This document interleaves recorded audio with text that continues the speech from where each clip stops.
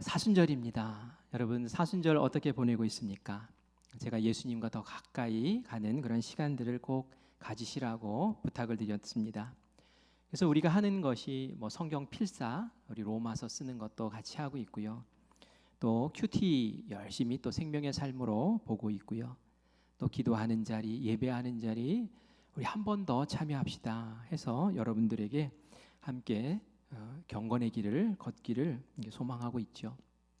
이런 모든 과정들이 예수님을 만나고 만난 사람에게 주시는 그러한 능력을 경험하는 귀한 시간들을 되기를 간절히 바랍니다.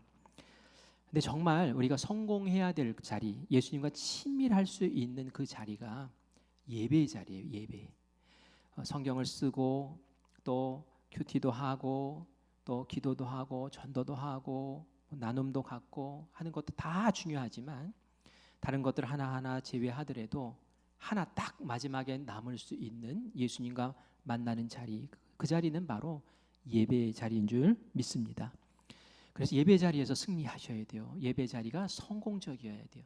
근데 얼마 전에 어느 성도와 얘기하다가 목사님 고민이 있어요. 여러 가지 고민 가운데 한 가지가 이런 고민이었어요. 이전에 예배 시간이 뜨겁고 감격이 있었는데 어느 순간 제 마음이 이렇게 냉랭해지고 또 무덤덤해지고 이런 것들을 보면서 이거 어떻게 하면은 회복할 수 있을까 이런 고민이 듭니다라는 그런 얘기를 하더라고요. 예배에 성공해야 되는데 예배가 무덤덤하면 큰일이죠. 그리고 얼마 전이 아니에요. 바로 지난주였어요. 제가 2부 예배 설교를 하려고 딱 단에 서서 이렇게 둘러보는데 제 눈에 탁 거슬리는 장면이 하나 들어왔어요. 뭐였을까요? 어떤 젊은 여자, 남자 두 분이 이렇게 뭔가를 입에다 먹여주면서 아름다운 사랑을 나누고 계시는 것 같아요. 근데 저는 여기까지 막 올라오더라고요. 지금 예배 시간에 뭐 하는 거냐고 하고 싶은 마음이 들었으나 꼭 참았습니다. 왜냐하면 우리 교인이 아닌 것 같아가지고 괜히 남의 교회 와서 예배 드리는데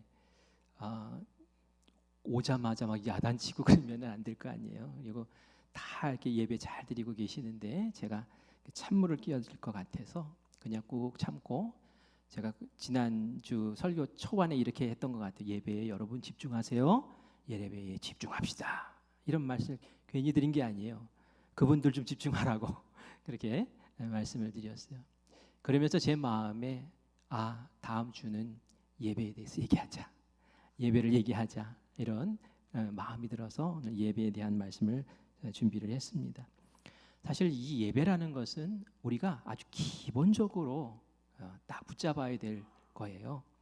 내 신앙이 건강한가 건강하지 않은가는 예배를 기준으로 삼아서 볼 수 있어요. 내가 예배 자리를 자꾸 멀리하고 또 예배에 대해서 예배를 잘 안 드리려고 하고 예배에 대한 소망이 없고 이러면 말이죠.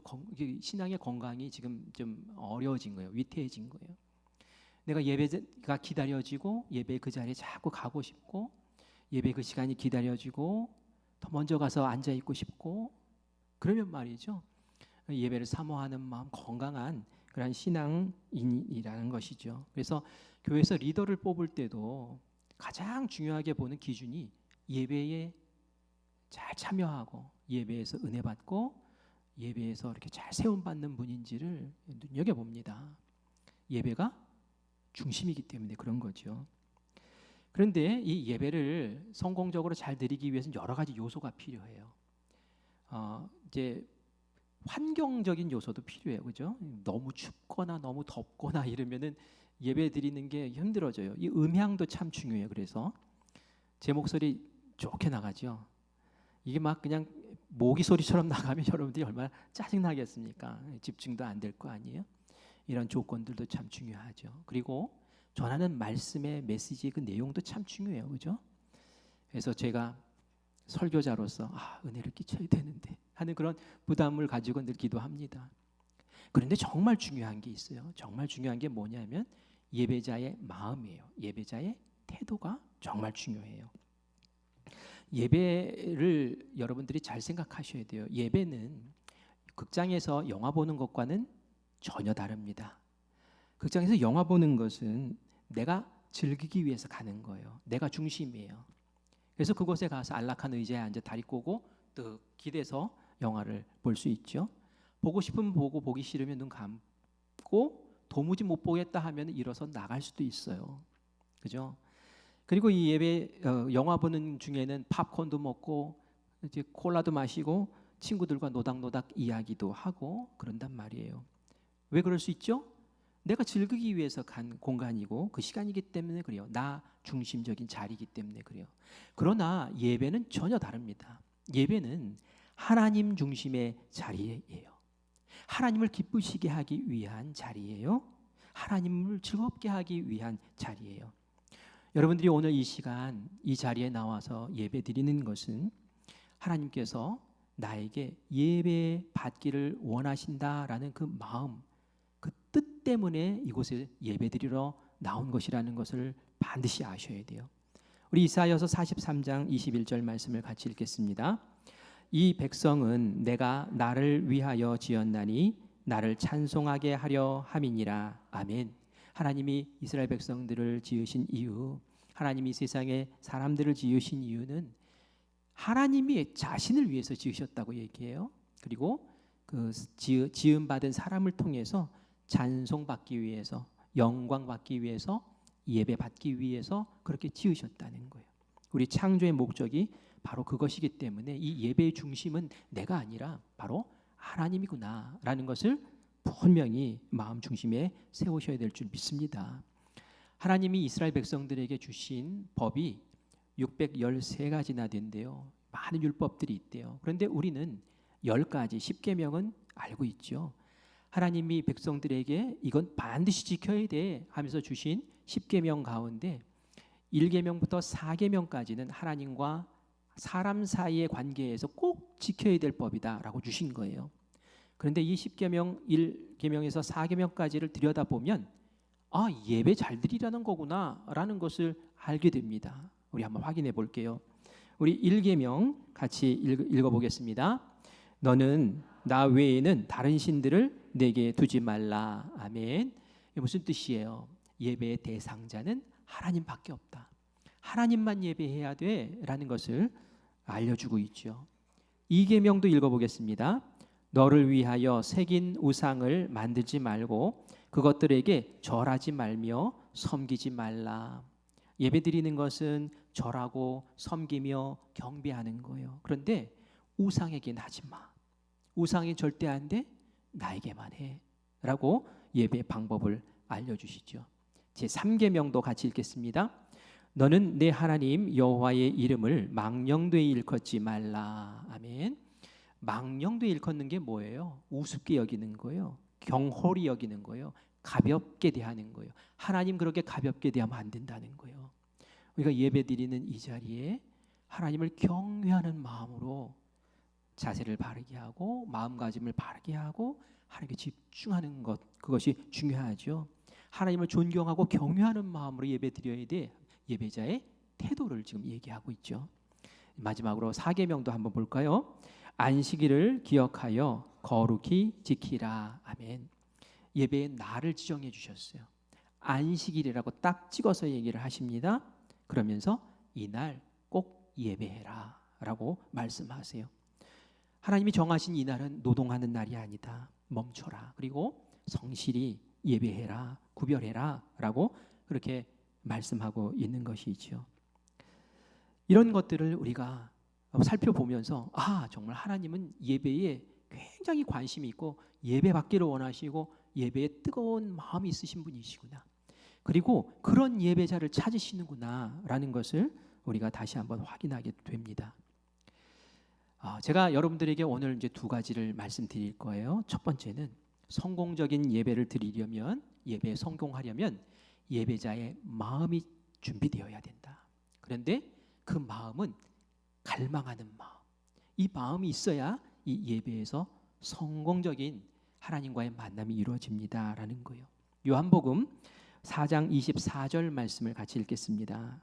하나님은 영이시니 예배하는 자가 영과 진리로 예배할지니라. 아멘. 우리가 읽은 본문 말씀이죠. 하나님은 영이시니 영과 진리로 예배해야 된다고. 그리고 23절 말씀에 보면 그런 예배자를 찾으신다고 말씀하세요. 하나님이 찾으시는 예배자, 하나님이 보시는 예배자, 하나님 꼭 만나고 싶은 예배자는 그냥 얼렁뚱땅 예배자가 아니에요. 영과 진리로 예배하는 예배자. 하나님의 영이시래요. 영이시기 때문에 우리의 속을 들여다보세요. 우리의 영을 아시고 우리의 마음 속속들이를 아세요. 우리의 겉으로 들어가는 어떤 예배 표현의 감정, 어떤 형식적인 예배 이런 것만 보시고 판단하시는 분이 아니라 그 배후에 그 너머에 있는 것까지도 하나님께서 들여다보시고 그 마음의 기쁨, 그 생각, 그 속의 진심까지도 하나님께서는 보시는 분이라는 거예요. 가인과 아벨에 드렸던 예배를 우리가 압니다. 성경 말씀에 쭉 보면 제일 첫 번째 나오는 예배의 모습이 바로 가인과 아벨의 예배였어요. 가인과 아벨이 똑같이 단을 쌓았고요. 가인과 아벨이 똑같이 자기의 직업에 맞는 그런 소산물들을 하나님께 올려드렸어요. 가인은 곡식을, 아벨은 양치기 여기는 양을 잡아서 올려드렸어요. 그런데 하나님이 가인의 예물은 예배는 안 받으시고 아벨의 예배만 받으신 거예요. 왜 그랬을까요? 성경은 믿음으로라는 표현을 쓰면서 설명을 하는데 아벨은 믿음이 있었어요. 하나님이 이 예배를 분명히 받으신다. 그리고 하나님 앞에 서는 나는 최고의 예물을 준비해서 하나님께 올려드릴 거야. 하나님, 내 정성과 내 헌신과 내 마음을 하나님 받아주세요. 겉으로 볼 때에는 똑같은 예배드리는 모습이었으나 하나님은 그 중심을 보시고 그 예물에 담긴 마음을 보시고 그의 헌신을 보시고 그 예배를 받아주신 거예요. 그러나 가인은 그렇지가 않았어요. 그냥 드려야 되는 예배? 이 정도 하면 될까? 뭐 이 정도 바치면 되겠지? 그 마음에 하나님을 향한 마음이라는 것이 없었어요. 하나님이 그런 예배를 어떻게 받으시겠습니까? 가인은 하나님이 아벨의 예배만 받으시는 것을 보고 막 화가 났어요. 셈이 났어요. 결국은 어떻게 합니까? 예배에 실패한 이 사람 마음 둘 곳이 없으니 자기의 분을 동생에게 퍼붓죠. 돌로 쳐서 죽임으로 인류 최초의 살인자가 돼요. 예배에 실패하니까 인생이 실패하는 거예요. 하나님의 사람은 예배에서 성공해야 되고 그 시간에 하나님께 인정받아야 되고 그리고 하나님을 만나야 되는 줄 믿습니다. 특별히 갈급함이 있어야 돼요. 갈급함. 12해 혈루증 앓던 여인을 아시죠? 혈루증이라는 것이 이 자궁에 문제가 생겨서 병이 생겨서 계속 하혈을 하는 거예요. 계속 하혈을 하니 얼마나 그 빈혈에 시달렸겠습니까? 제가 상상을 해보면은 아마 피골이 상접한다는 그런 표현이 있잖아요. 아마 뼈와 이 얼굴 피부 가죽이 딱 달라붙은 바짝 마른 그런 모습이었을 것 같아요. 막 힘이 다 빠져서 자기 몸 하나 이렇게 추스려서 서서 걷는 것도 그렇게 만만치가 않았을 것 같아요. 몸은 그렇게 힘들지만 마음은 더 힘들었어요. 왜냐하면 모든 마을 사람들이 저 여인은 부정한 여인이라고 그러면서 마을에서 왕따시켜요. 또 물질적으로도 힘들었어요. 병 고치려고 가지고 있는 돈 다 쏟아 부어가지고 의사 만나고 약 지어 먹었지만 낫지를 않는 거예요. 그러니 얼마나 힘들고 어려웠겠어요. 다른 사람들은 다 그 나이 됐을 때 결혼해서 가정을 꾸리고 아기를 낳는데 이 사람은 결혼은 꿈도 꾸지 못하는 그런 딱한 신세였단 말이죠. 근데 이 사람이 한 가지 소문을 듣는데 예수님이 만져주시면, 예수님이 기도하시면, 예수님이 품어주시면 온갖 질병들이 다 낫는다는 거예요. 그 이야기를 듣고 마음의 소망이 생기기 시작합니다. 그 마음의 갈증이 확 일어나는, 갈급함이 막 일어나는 거예요. 그래, 내가 예수님을 한 번만 만났으면 참 좋겠다. 예수님이 날 만져주시지 않더라도 내가 예수님을 좀 만져서라도 내 병이 좀 치유받았으면 너무 좋겠다. 아니, 그 마음으로 그 몸이 힘이 다 빠져서 비실비실 하는데도 불구하고 얼굴 가리고 군중들 속으로 들어갑니다. 예수님이 그 당시에 야이로의 딸이, 회당장 야이로의 딸이 병이 들었습니다. 고쳐주세요 해서 그 길을 막 가는 중이었어요. 많은 사람들이 와 야이로의 딸을 고쳐주러 가신대 하면서 막 예수님 주변에 모여가지고 떼를 지어서 막 갑니다. 그런데 이 여인, 힘도 없는 이 여인이 그 군중을 뚫고 예수를 만난다는 게 쉬운 일이겠어요? 길 가고 계시는데. 그러나 이 여인 포기하지 않습니다. 왜요? 갈급함이 있으니까, 마음에 갈증이 있으니까, 예수님 꼭 만나야 되니까 그 갈증으로 그 군중을 뚫고 들어가는 거예요. 그리고 나서 옷자락을 탁 만집니다. 믿음을 만지는 거예요. 예수님, 제가 예수님 만났습니다. 예수님, 제가 예수님을 붙잡아 세우고 나 병 고쳐주세요. 이런 말은 차마 못하겠고 예수님의 능력으로 저를 좀 치유해 주세요 하는 그런 믿음으로 싹 만졌어요. 근데 이게 웬일입니까? 그 몸에 낫는 게 느껴지는 거예요. 힘이 돋는 거예요. 하혈이 멈추는 거예요. 건강해지는 게 느껴지는 거예요.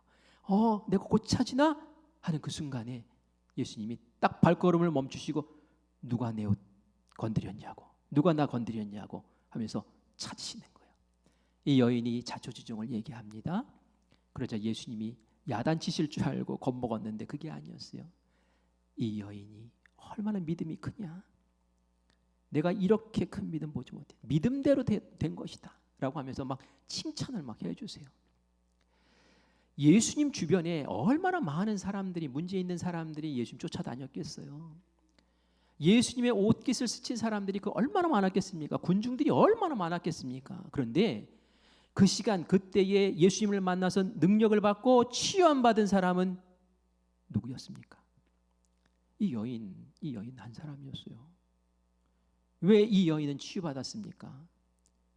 예수님을 제대로 만났기 때문에, 예수님을 제대로 만날 수 있는 갈급함이 있었기 때문에 그런 줄 믿습니다. 우리 사랑하는 성도님들도 예배 드릴 때에 어떤 마음으로 예배 드리는가가 참 중요한 거예요. 예배를 드릴 때에 예배가 왜 집중이 안 되지? 예배가 왜 이렇게 은혜라는 것이 이렇게 느껴지지 않지? 예배자인 내 마음을 다시 한번 둘러보셔야 돼요. 내 마음에 갈급함이 있는가? 정말 예수님 만나고 싶은 그 뜨거운 열정과 그 마음이 있는가? 이거 회복하셔야 돼요. 하나님께서 오늘 우리의 마음을 두드리십니다. 너 진정한 예배자냐? 나는 영으로 너희 영을 둘러보고 너희 속마음을 들여다보는데 너 정말 집중하니? 너 찬양할 때 그 찬양의 가사에 네 마음을 담아서 나에게 올리고 있니? 대표 기도자가 대표 기도할 때에 한 구절 한 구절 마음에 새기면서 아멘, 아멘 응답하면서 그렇게 예배 드리니? 아니면 네 마음과 네 생각에 온갖 잡생각들이 또 돌아다니고 그냥 습관처럼 예배 나와서 앉아있고, 그런 예배는 능력 있는 예배, 성공의 예배 되지 않습니다. 오늘 우리에게 가르치시는 거예요. 예배 제대로 잘 드려라. 예배를 통해서 나를 만나라. 그리고 그 만남을 통해서 너희들도 혈루증 앓던 여인이 낫는 그 기적을 체험해라 라고 우리에게 도전하시는 줄 믿습니다. 이 혈루증 앓던 여인이 예수님 앞에서 설교를 들었습니까? 강연을 들었습니까? 뭐 소리를 들었습니까? 그런 거 없었어요. 갈급한 마음으로 그냥 예수님 만진 것밖에 없어요. 그러나 그에게 역사가 일어난 거예요. 예배의 자리, 이 자리가 말이죠, 바로 그런 자리인 거예요. 성령님이 이곳에 함께 하시면서 예배당에 딱 들어오는 그 순간부터 우리를 만지기 시작해요. 그걸 느껴야 돼요. 내가 자리에 앉는 그 순간부터 내 마음이 뭉클하고 예수님 날 기다리고 계셨구나 하면서 내 마음이 열리고 나도 모르게 기도가 나오고 찬양 속에 내 마음이 담기고, 이러면서 예배가 하나님께 드려지는 예배, 내 몸이 제물처럼 드려지는 그런 예배로 드려지는 것인 줄 믿습니다. 이런 예배 꼭 드리면서 우리가 늘 승리하기를 바랍니다. 두 번째 여러분들에게 드리고 싶은 말씀은 예배의 날에 예배를 선택하라입니다. 우리 따라해 볼까요? 예배의 날에 예배를 선택하라. 예, 우리 10계명 4계명에서 안식일을 거룩하게 지키라고 예수님 꼭 집어서 말씀하시죠. 안식일에 지켜라. 구약 시대에는 우리가 안식일을 지켰죠. 안식일을 지키면서 그때는 노동하면 안 돼요. 그날은 온종일 하나님 생각하고 하나님께 예배드리는 그런 날이에요. 신약 시대에는 달라집니다. 신약 시대에는 예배드리는 날이 일요일 주일이 돼요. 왜냐하면은 예수님께서 부활하신 첫째 날, 부활하신 날이 안식 후 첫째 날이에요. 안식 후 첫째 날. 그렇기 때문에 안식 후 첫째 날이 일요일이거든요. 그래서 초대교회의 사도들과 초대교회인들은 그 일요일을 주일이다 이렇게 지키고 주님의 날, 작은 부활절 이렇게 생각하면서 매주 그렇게 예배를 드려왔던 거예요. 우리는 그 전통을 지금 따라가는 거예요. 하지만 예수를 믿지 않는 유대인들은 여전히 안식일 지키고 있죠. 우리는 예수님을 믿기 때문에, 부활하신 예수님을 믿기 때문에 이 일요일을 주일로 삼고 예배를 드리고 있는 거예요. 다시 말해서 우리가 하나님께서 주일에 나에게 예배드리는 그날에 너희들 다른 거 하지 말고 구별해서 예배드려 나를 만나라고 우리에게 강력하게 말씀하신 거죠. 우리가 그것을 주일 성수해서 주님의 날 우리가 거룩할 성수 지킵니다. 이렇게 주일 성수라는 게 표현을 쓰지요. 주일 성수하셔야 되는 거예요. 그게 하나님의 마음이 하나님의 뜻인 거예요. 저는 모태신앙인이라서 어렸을 때부터 교회 나가서 예배 드리는 것이 얼마든지 자유로웠어요. 그렇죠? 교회 못 가게 하고 이런 거 없었어요. 그런데 믿지 않는 가정에서 교회 나오는 게 참 힘들어요. 막 못 가게 하고 핍박하고 부모님들이 막 맞고 막 그러지 않습니까? 그런데 저는 그런 거 없었어요. 오히려 교회 안 나가면은 야단 맞았어요. 그래서 그렇게 교회를 다니면서 예배를 드렸죠. 그런데 저도 교회 나가게 해달라고 예배드리게 해달라고 하나님께 간절히 기도했던 그런 시절이 있었습니다. 언제였을까요? 군대였어요. 군대 가니까 교회 가는 것이 이렇게 쉽지가 않더라고요. 늘 고민했어요. 어떻게 하면 교회 갈 수 있을까? 하나님 교회 가게 해주세요 하면서 이렇게 기도를 많이 했었어요. 훈련소에서 이제 운전 교육 부대에 가서 교육을 받는 때가 있었는데 정말 교회를 가고 싶은데 이제 부대가 교회에 있는 부대에서 떨어져 나온 부대였어요. 그래서 가려면은 뭐 이렇게 버스를 타고 또 이동도 해야 되고 이런 상황인데 잘 안 보내주려고 그러는 거예요. 그래서 어떻게 하면 갈 수 있나요? 하고 기도하고 있는데 그때 이제 부대장이 이런 얘기를 하더라고요. 우리 그 화장실 오랫동안 못 치워서 이제 치워야 되는데 누가 너희들 가운데 2명이 도와줘야 된다. 누가 도울 거냐? 운전 교육 나가지 않고 그 사람은 하루 종일 이제 그걸 해야 되는 거예요. 냄새 나는 일을 해야 되는 거예요. 아무도 손을 안 들죠. 저도 들었겠습니까? 안 들죠. 왜? 군대 가면은 나서지 말라고 그러더라고요. 그래서 가만히 있었어요. 그랬더니 그 부대장이 하는 얘기가 여기는 교회 다니는 애들도 없나? 이러는 거예요. 그래가지고 저 번쩍 손을 들었죠. 저 말고 또 딴 애도 번쩍 손을 들더라고요. 그래서 둘이서 종일 제가 적나라하게 표현을 못 하겠어요. 하여간 그랬어요. 그날 저녁을 동료들과 같이 먹는데 멀리 떨어져서 먹더라고요. 애들이 냄새 난다고. 옷도 갈아입고 샤워도 다 했는데 냄새 난다고. 그런데 말이죠. 기쁜 일이 생겼어요. 너희 2 사람은 교회 늘 가도 돼. 그래가지고 제가 훈련소에 있는 동안 계속 신앙생활 잘 할 수 있었어요. 하나님 그렇게 열어주시더라고요. 나중에는 부대 이제 자대 배치를 받고 나서는 용기가 필요했어요. 다들 막 일하고 있는데 교회 가겠습니다. 이게 참 용기가 필요하더라고요. 하지만 가겠습니다. 라고 했더니 좋은 고참 만나게 해주시고 길 열어주셔서 나중에 군종병 돼서 교회를 꼭 갈 수밖에 없는 사람으로 이렇게 이끌어 주시더라고요. 얼마나 감사한지 몰라요. 사모하면 길 열어주시고 예배 드리는 자를 하나님께서는 이뻐하시는 것 같아요. 그런데 저에게도 인생에 예배 때문에 오점이 하나 있어요. 그것만 생각하면 부끄러워요.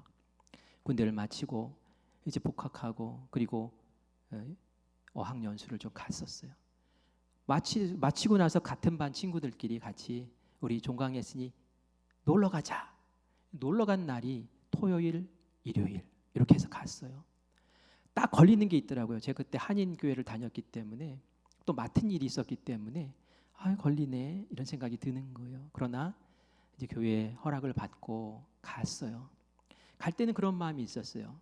가서 섬에 있는 교회 가면 되지. 거기도 고교 있을 거야. 그리고 거기서 예배 드리면 되지 하고 갔어요. 근데 뒤져봐도 교회가 없는 거예요. 그래서 마음이 어땠을까요? 아싸 그랬을까요? 아니에요. 마음이 무거운 거예요. 어떡하지? 어떡하지? 이러다가 그 예배 드리는 시간이 되었는데 그때 뭐 교회가 없으니 어떡해요. 친구들이 야 바다로 들어가자 해서 이제 바다로 들어갔는데 깊은 곳에 들어갔는데 다리에 쥐가 나기 시작하더라고요. 움직이지 못하겠는 거예요. 그러면서 마음에 팍 드는 생각이 여기서 죽을지도 모르겠구나. 그런데 하나님 여기서 저 죽으면 안 돼요. 왜 그런 생각을 했을까요? 하나님 제가 죽더라도 주일에 예배 안 드리고 물에 빠져서 죽었다. 이런 얘기는 안 듣고 싶어요. 이런 마음이 드는 거예요. 하나님이 저에게 그런 마음을 주신 것 같아요. 너 예배 안 드리면 어떻게 되는지 한번 따끔하게 혼 좀 나봐라. 여행 떠날 때부터 예배 이런 생각이 있었는데 아니나 다를까 위험처에서도 예배 이게 떠오르더라고요. 살려주세요. 다음에 죽을게요. 멋진 장소에서 죽게 해주세요. 그러면서 이제 사정을 하는데 옆에 네덜란드 친구가 이렇게 도와줘가지고 겨우 나왔어요. 그리고 나서는 숙소에 들어가서 혼자 울면서 찬양하고 울면서 혼자서 예배 드렸던 그런 기억이 있어요. 그런데 하나님께 너무 부끄러운 거예요. 왜 부끄러우냐면 이전에 교회 다니고 싶어요 하면서 막 그렇게 막 붙들고 뭐 막 용기 내고 뭐 그렇게 굳은 일 하고 그럴 때는 언제고 얼마든지 제가 선택할 수 있었거든요. 예배 드릴 수 있는 그 자리를 내가 선택할 수 있었는데도 불구하고 내가 예배 드릴 수 없는 그곳으로 내 마음을 두고 옮겼던 그 나의 모습이 너무 부끄럽더라고요. 예배의 날, 예배의 자리, 예배를 선택했어야 되는데 그거 못한 것이 제 마음에는 늘 이렇게 아픔으로 죄송함으로 남아요. 그 이후부터는 아르바이트를 구해도 주일 예배 드릴 수 있는 아르바이트인지 학원을 다녀도 이제 주일에 아직 하지 않는 그런 학원인지 알아보고 정리하고 그러면서 신앙생활을 했더니 예배를 빠질 수 없는 목사를 만드셔가지고 제가 오늘도 이렇게 예배를 인도하고 있어요. 얼마 전에 장로님이랑 이야기를 나누다가 장로님이 그런 얘기를 하세요. 예전에 제가 직장을 구할 때에 이런 어떤 나에게 주신 어떤 달란트, 어떤 그런 관심 이런 쪽으로 이제 직장을 이제 구하기는 하시는데 제가 회사와 얘기를 하고 이제 회사에서 오케이 할 때에 제시했던 조건이 있었습니다라는 얘기를 하더라고요. 아니 고용받는 입장에서 써주시면 감사한데 뭐 조건을 제시했다는 거예요. 무슨 조건을 제시하냐면 첫 번째 술을 억지로 권하지 않습니다. 저는 술을 먹지 않습니다. 두 번째 주일에 저는 예배당 가야 됩니다. 그러니 주일에 교회 갈 수 있게 해주세요. 저희 그 얘기 듣고 감동받았어요. 우리가 보통 직장 찾을 때 어떡합니까? 내가 이 직장을 통해서 얼마나 성장할 수 있을까? 얼마나 연봉을 내가 얼마나 받을 수 있을까? 사실 그런 게 우선순위 아닙니까? 그런데 이분은 예배를 지킬 수 있을까? 내가 그리스도인으로서의 거룩한 삶을 이렇게 보호받으면서 신앙생활 할 수 있을까? 직장생활 할 수 있을까? 그렇다면 제가 이 직장의 일원이 되겠습니다. 라는 그런 조건을 당당하게 제시하고 회사도 오케이 해가지고 이렇게 직장생활을 이제 하셨던 걸 들었어요. 그러니까 장로님 되신 것 같아요. 우리 성도님들 어떻습니까? 정말 예배가 우선입니까? 우리가 지음받은 목적이 그건데 정말 그 목적 존재 이유가 우리에게 우선이냔 말이에요. 아니면 얼마든지 그것을 다른 것과 바꿀 수 있느냐는 거예요. 우리는 선택할 수 있어요. 제가 로마서 말씀을 필사를 하다가 1장 말씀을 필사하는데 마음에 팍 다가오는 말씀이 있었어요. 1장 23절부터 25절 말씀을 천천히 읽어보겠습니다. 썩어지지 아니하는 하나님의 영광을 썩어질 사람과 새와 짐승과 기어다니는 동물 모양의 우상으로 바꾸었느니라. 그러므로 하나님께서 그들을 마음의 정욕대로 더러움에 내버려 두사 그들의 몸을 서로 욕되게 하게 하셨으니 이는 그들이 하나님의 진리를 거짓으로 바꾸어 피조물을 조물주보다 더 경배하고 섬김이라. 주는 곧 영원히 찬송할 이시로다. 아멘 아멘. 사람들을 보면서 얘기하는 거예요. 바울이 너희들이 하나님의 영광을 썩어질 것 우상과 바꿨다는 거예요. 바꿨다는 거예요. 25절에 보면 피조물을 조물주보다 더 경배했다는 거예요. 사실은 하나님이 경배받아야 되는데 너희들이 하나님과 우상을 바꿔치기 하고 그 우상을 더 경배하고 우상을 우선순위에 두고 우상을 더 떠받들더라는 거예요. 그걸 선택했다는 거예요. 하나님 예배가 아니란 우상과의 즐거움을 너희가 선택했다는 거예요. 그러자 어떻게 하십니까? 24절에 보면 하나님께서 그들을 마음의 정욕대로 더러움에 내버려 두십니다. 하나님이 너희들이 나를 선택하지 않고 나에게 예배하지 않고 우상을 따르겠어? 그러면 나도 너희들을 그냥 정욕대로 본성대로 내버려 둘 거야. 그 뒤에 이어지는 말씀을 보면 본성대로 정욕대로 사는 사람들의 모습을 이야기하고 32절에 이런 모습으로 사는 사람들은 사형이다 라고 말해요. 사형이다. 예배를 선택해야 될 이유가 바로 여기 있는 거예요. 내가 하나님이 주인이 되신 그 예배, 이 예배를 선택하는 건 하나님을 선택한다는 거예요. 그렇죠? 하나님을 선택할 때 하나님은 나를 선택하시는 거예요. 그러나 내가 하나님이 아닌 예배가 아닌 다른 것을 선택하는 순간 그것이 우상이 되고 하나님보다 더 중요한 거잖아요. 그러면서 하나님과 거리가 생긴다라는 것 우리가 분명히 기억해야 될 줄 믿습니다. 그래서 예배의 날에 예배의 그 시간에 하나님을 만나는 그 예배 자리에 내가 꼭 있고 갈급한 마음으로 주님을 바라보는 그런 거룩한 은혜의 심령들이 되시기를 간절히 축원합니다. 제가 이렇게 설교를 하면은 이 자리에 이제 마음에 걸리시는 분들이 계셔요. 왜 걸리실까요? 나는 3교대 하는데 나는 의료인이라서 나는 경찰이라서 나는 소방관이라서 군인이라서 공공 서비스에 근무하기 때문에 나는 3교대로 하니까 이게 걸려서 지킬 수가 없는데 그 어떡하지? 그런 분들을 위해서 고민하다가 하나님께서 주시는 힌트가 있어서 그 이야기를 잠깐 하려고 합니다. 히스기야 왕 이야기예요. 히스기야 때에 남과 북으로 이스라엘이 갈라져 있었는데 히스기야 왕은 남유다의 왕이었어요. 북쪽 사람들은 신앙생활을 지키기가 참 어려웠어요. 왜냐하면 북쪽 땅에는 성전이 없었거든요. 남쪽 땅에는 솔로몬 성전이 있었어요. 그래서 남쪽 사람들은 그래도 그나마 성전에 모여서 신앙을 지킬 수가 있었는데 북쪽은 참 어려웠던 거죠. 어느 날 히스기야 마음에 그런 생각이 드는 거예요. 북쪽 사람들 초청해서 우리 성전에서 같이 예배드리면 얼마나 좋을까. 그래서 초청장을 보냈어요. 처음에는 기대 반, 뭐 또 의심 반 이랬죠. 근데 아니나 다를까 조롱하면서 무시한 사람들도 있었는데 정말 많은 사람들이 그 6월절에 같이 성전에서 예배드리고 싶다고 쫙 내려오는 거예요. 그래서 솔로몬 성전에 모여서 함께 막 예배를 드리는데 너무너무 감격스러운 거예요. 그런데 문제가 하나 생겼어요. 무슨 문제였냐면 6월절에는 6월절 음식을 먹거든요. 그런데 음식 먹기 전에 해야 될 게 있었어요.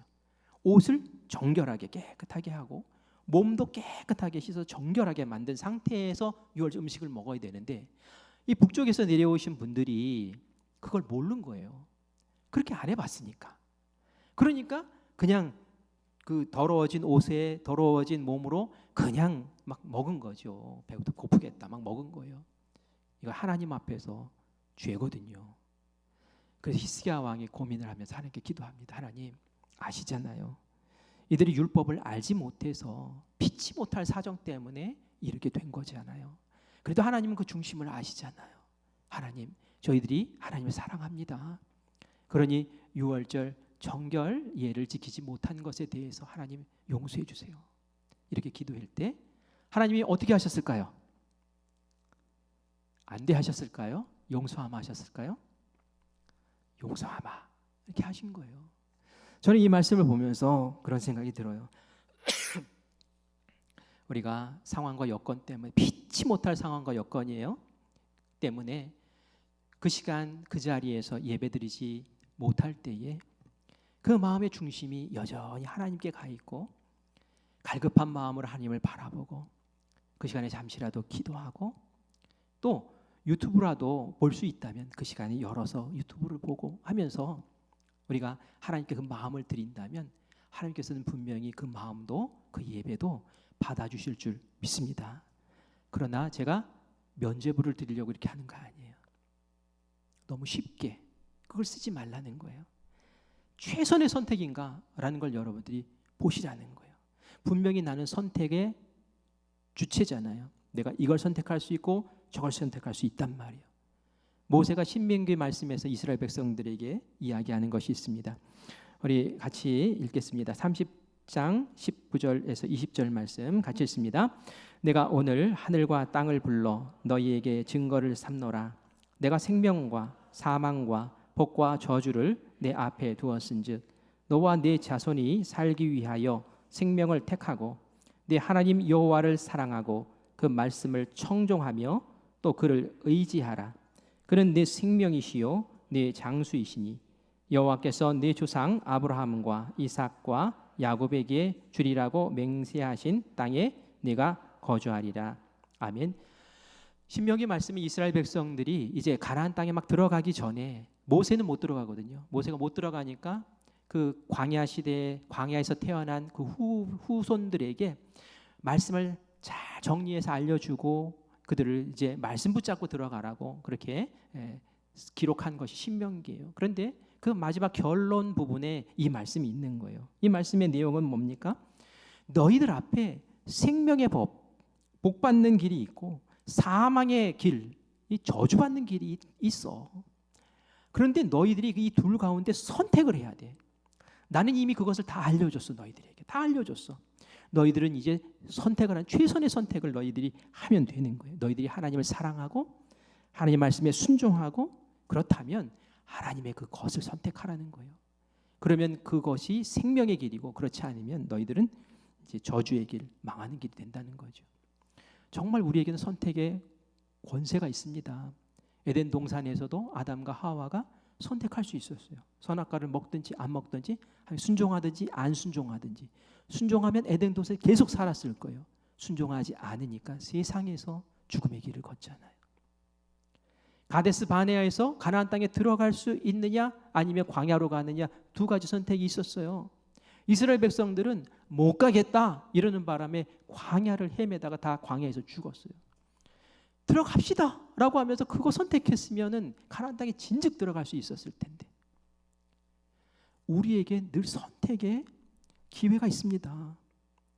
이것이 최선의 선택이고 이것이 하나님께서 보시기에 정직한 선택이고 내 중심을 보시는 하나님께서 잘 선택했다 하는 그런 선택이 되기를 간절히 바랍니다. 그 선택 가운데 특별히 하나님 저는 이 예배의 자리에 예배를 선택하고 예배를 통해 하나님을 꼭 만나서 주님께서 주시는 그 평안의 복과 풍성의 복과 치유의 복을 누리고 싶습니다.